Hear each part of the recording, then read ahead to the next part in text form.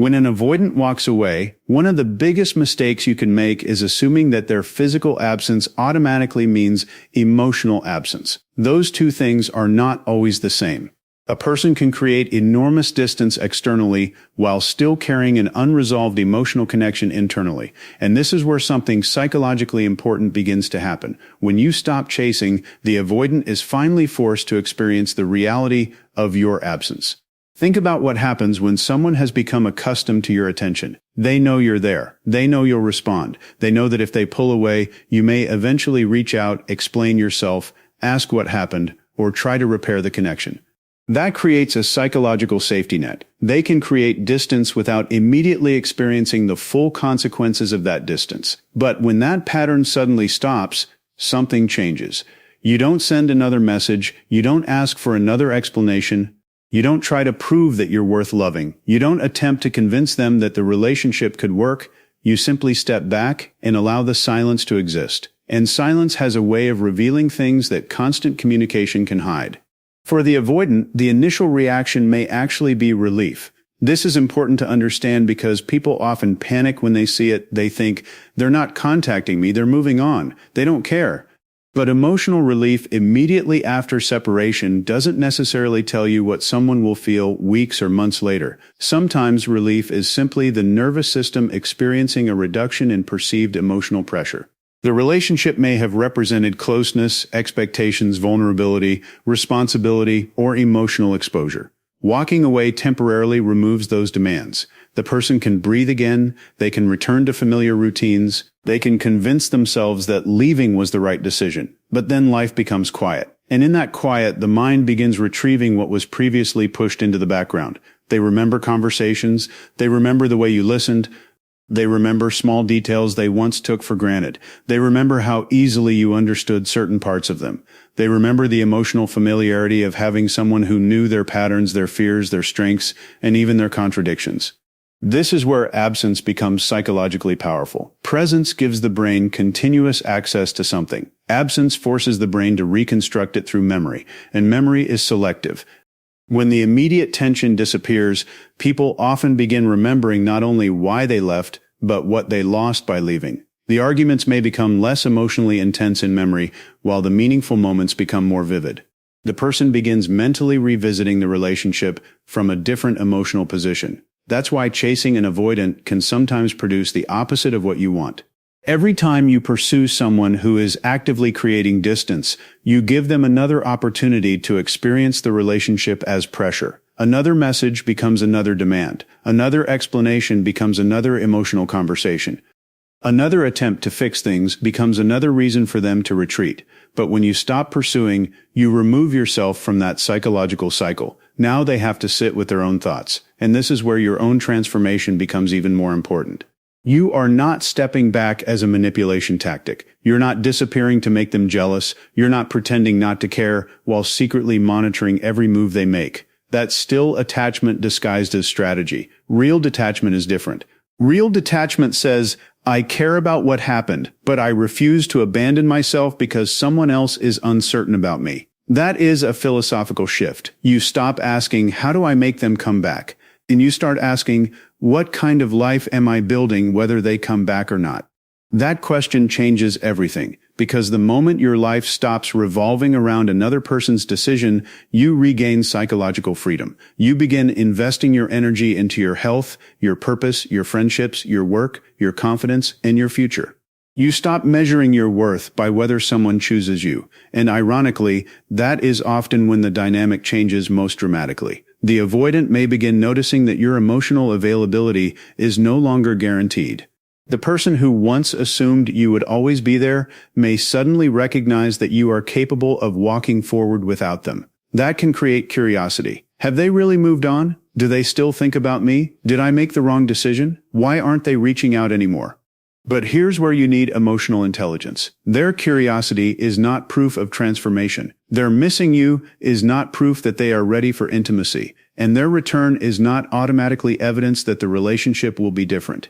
The point isn't to make someone regret losing you. The deeper point is to stop sacrificing your peace to prevent someone else from experiencing the consequences of their choices. If they return, let them return to the person you became, not the person who is waiting at the door. Because sometimes the greatest power you can demonstrate isn't convincing someone to stay. It's becoming so grounded in yourself that whether they stay or leave, you no longer lose yourself in the process. Let your absence reveal what your presence could never force them to understand. Now, once the reality of your absence begins to settle in, something else can happen inside the avoidance mind. They may start comparing the connections they encounter afterward with the connection they had with you. And this is where people often misunderstand human psychology. We don't evaluate relationships in a vacuum. We evaluate them through contrast. We understand the value of something differently after experiencing its absence, and we often don't recognize the uniqueness of a relationship until another experience gives us something to compare it against. An avoidant may leave a relationship believing that freedom will feel better than intimacy. At first it might. There is less emotional responsibility, fewer difficult conversations, and less vulnerability. The nervous system can interpret distance as safety because distance reduces exposure. But eventually, life continues. They meet other people. They have conversations. They experience new attention. Maybe someone else is attractive, exciting, or easier to deal with. And initially, that novelty can feel liberating. But novelty is not the same thing as depth. Someone new doesn't know their history. They don't understand the subtle changes in their mood. They haven't witnessed the contradictions behind their personality. They don't know what makes them withdraw when they're overwhelmed. They don't know the stories behind their defenses. You did? And that distinction matters. There is a difference between being wanted and being known. Being wanted can feel exciting. Being known requires vulnerability. An avoidant person may have spent a long time protecting themselves from being deeply known, yet once they experience a relationship where someone genuinely understood them, that connection can become difficult to replace. This is why comparison can become psychologically powerful. They may begin noticing little differences. Someone else doesn't listen the way you did. Someone else doesn't understand their silence. Someone else demands emotional explanations before they're ready to give them. Someone else may be more available, but somehow the connection feels less meaningful. And suddenly, the person they thought they were escaping becomes the person they are mentally revisiting. But there's another layer to this. Sometimes what people miss isn't simply the person. They miss who they were when they were with that person. Maybe around you, they felt understood without having to perform. Maybe they felt accepted despite their imperfections. Maybe you gave them emotional space without abandoning them. Maybe you challenged them in ways they weren't prepared to appreciate at the time. Those experiences can become reference points, and once a reference point exists, every future relationship is unconsciously measured against it. This doesn't mean the avoidant will automatically come back. Human behavior isn't a formula, and you should never build your life around predicting another person's return, but it explains why someone can leave confidently and later begin questioning that decision. The mind has a remarkable tendency to romanticize what has become unavailable. When something is continuously accessible, we adapt to it. Psychologists often refer to this as habituation. The extraordinary gradually becomes ordinary because the brain is designed to conserve attention. You become familiar. Your kindness becomes expected. Your patience becomes normal. Your presence becomes part of the environment, and people don't always appreciate what has become psychologically familiar until it disappears. Then the contrast becomes obvious. Imagine hearing the same song every day. Eventually, you barely notice it. Then one day, it's gone. Months later, you hear it somewhere unexpectedly, and suddenly an entire period of your life comes rushing back. Relationships can work like that. A smell, a location, a phrase, a song, a photograph, even a particular time of day can activate emotional memory. The avoidant may not consciously sit down and decide, I'm going to miss this person today. The brain doesn't always work that way. Sometimes memory arrives first, and conscious understanding follows. They remember the emotional atmosphere of the relationship before they understand why they're remembering it. And that's why you should never chase someone simply because they're temporarily distant. If you chase, you continue providing the emotional stimulus that allows them to maintain distance while still having access to you. If you step back, you allow reality to become clear. They get to experience other connections. You get to experience your own life. And eventually, both sides gain information. They discover what life feels like without you. You discover what life feels like without constantly trying to be chosen. That second discovery may be the more important one. Because the goal isn't to become unforgettable so that someone eventually regrets losing you.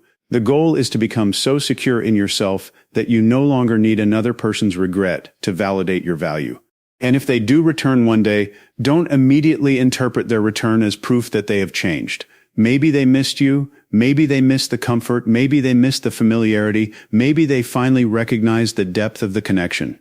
Or maybe they simply don't like the feeling of losing access to someone who once cared deeply. Those are very different things. Your responsibility is not to decode every signal. Your responsibility is to observe behavior.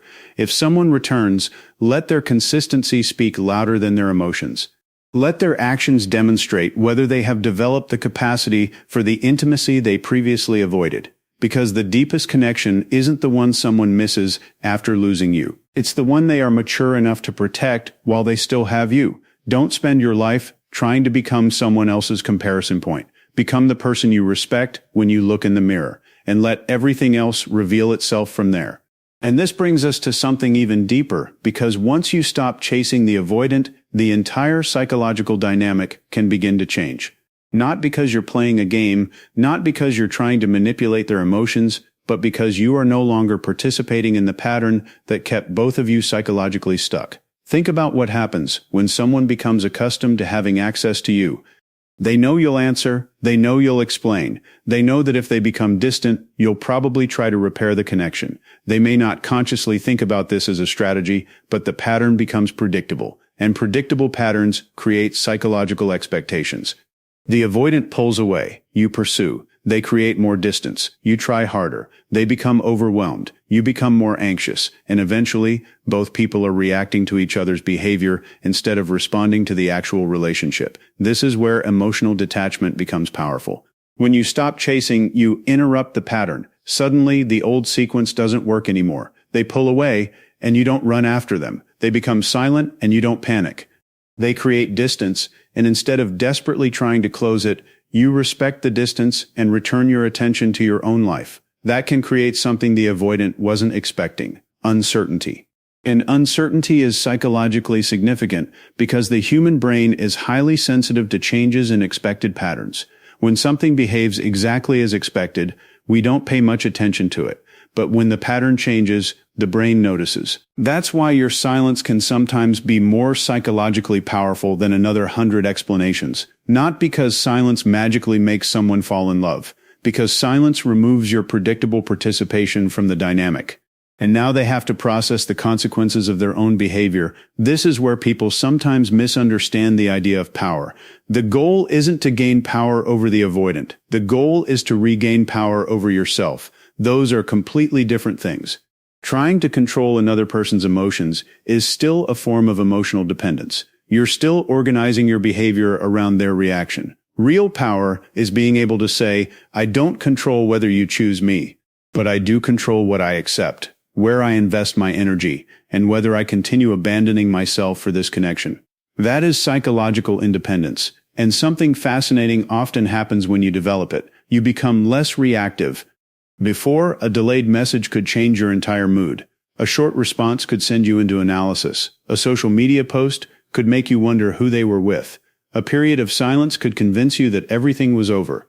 But when you detach, you stop treating every tiny signal as evidence. You begin seeing behavior over time. That's a major psychological upgrade. You move from interpretation to observation. And observation is where clarity begins. You no longer ask, what does this one message mean? You ask, what pattern has this person demonstrated consistently? Why makes of this isigiro you compounds for li is woli la nuensismon boramba meets me. You ask, are they capable of building something healthy with me? Those questions operate at completely different levels. One is driven by emotional hunger. The other is driven by self-respect. And this is also where your personal transformation becomes visible. When you stop chasing someone, you have energy available for things that were neglected. Your work, your body, your friendships, your goals, your creativity, your confidence, your future. You begin rebuilding an identity that isn't organized around the relationship, and here's the paradox. The less you need someone to come back, the more clearly you can evaluate whether you actually want them back, because desperation distorts judgment. When you're terrified of losing someone, almost any version of them feels better than losing them completely. You'll accept inconsistency. You'll rationalize disrespect. You'll excuse emotional unavailability. You'll convince yourself that crumbs are evidence of progress. But when you become emotionally grounded, your standards return. Now you're capable of saying, I love you, but I still need consistency. I understand your fear, but I won't live inside your fear. Now, I respect your need for space, but I also respect my need for a relationship where communication exists. That is not punishment. That is a boundary. And boundaries change relationships because they reveal what each person is actually capable of giving. If the avoidant returns because they genuinely value you, they'll eventually have to meet those boundaries with action. If they return only because they dislike losing access to you, the pattern will reveal itself. Either way, you win clarity, and clarity is far more valuable than temporary reassurance. This is why you should never make your emotional withdrawal a performance. Don't disappear while secretly waiting for them to chase you. Don't post things designed to provoke jealousy. Don't pretend you're happy just to get a reaction. That's not detachment. That's another form of pursuit. Real detachment is quieter. You simply stop forcing. You stop convincing. You stop monitoring. You stop negotiating against yourself, and you begin living as though your future deserves your attention regardless of what another person decides. That is when the psychological center of gravity moves back to you. And perhaps the most important lesson is this: you don't need to make someone fear losing you. You need to stop fearing that you'll lose yourself if they leave, because once you stop abandoning yourself for connection, you become capable of experiencing love without surrendering your dignity. Let them experience your absence. But more importantly, let yourself experience your own presence again. But eventually, there is another stage that can become even more uncomfortable for the avoidant, because distance can postpone emotion, but it doesn't necessarily eliminate it. When the distractions become quieter and there is no longer another person carrying the emotional weight of the relationship, they may have to confront something they were trying to escape in the first place: their own feelings. And this is where you need to understand the difference between avoiding an emotion and resolving an emotion. Avoidance can work temporarily. If something makes you uncomfortable, you can create distance from it. You can stay busy. You can convince yourself you don't care. You can focus on work, friends, entertainment, new relationships, or independence. You can tell yourself that the relationship was too much, that you are better alone, or that you simply weren't ready. For a while, those explanations can feel convincing. But emotional experiences don't always disappear because you stop talking about them. Sometimes they simply move underground, and when the external noise becomes quiet, they come back into awareness. This is why an avoidant can appear completely detached immediately after a breakup and then experience a very different emotional reality later. The timeline isn't always predictable. One person processes loss immediately. Another person processes it months later. Someone may feel relief first and grief afterward. The sequence matters. Imagine someone has spent months feeling emotionally overwhelmed by closeness. Their instinct is to create distance. They finally leave, and suddenly the pressure disappears. Relief?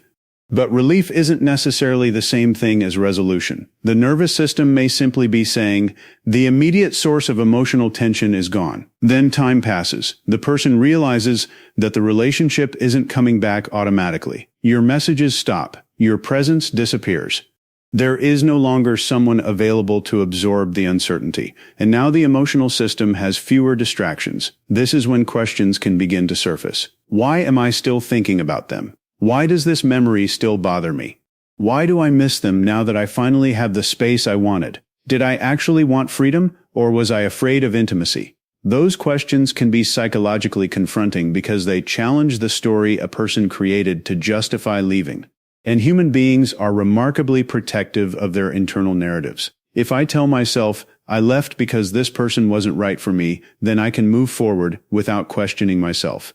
But if I begin remembering the good moments, missing the emotional connection, and recognizing that my own fear contributed to the separation, the story becomes more complicated. Now I have to look inward, and looking inward is exactly what many people spend years avoiding.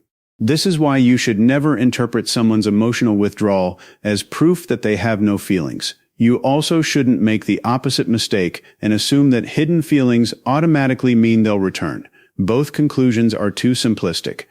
The more useful question is, what happens when they are finally forced to experience those feelings without using distance as an escape? Because feelings can teach us something. Regret can teach us. Loss can teach us. Loneliness can teach us. But only if we're willing to listen. The avoidant may eventually recognize that the relationship wasn't simply a source of pressure.